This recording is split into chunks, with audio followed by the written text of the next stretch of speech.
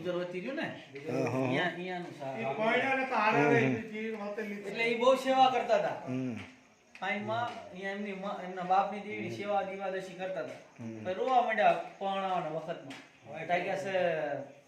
એમ બાપાએ પૂછ્યું બટા આટલું શું કામ રોસ તાઈ કે મા બાપ વગરનું તને આપી પરણાવી એનું નથી રોવાનું આવતું તો કે શીનું રોવાનું આવતું તો કે તને અહીંયા કોઈ મોટું ખાનદાન નથી હામદદાદા એકલા હતા એકલ માણા હતા કે ઈનું રોવાનું આવશે કે ના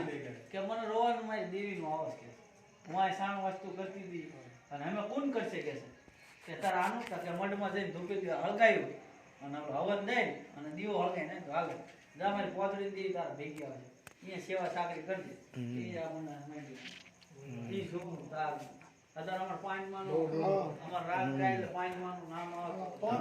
તો દેવી આવે પછી પાંચમાના અને અમદભાની આ રીત માંડી એમને બધાની પેટી હા પછી હાલો આપણો ઘરે કે કાંટો ઉપર મારે નાય દાટું તો બધું કર્યું છે કિશન જઈને જોલો આવેલા છે ને? નથી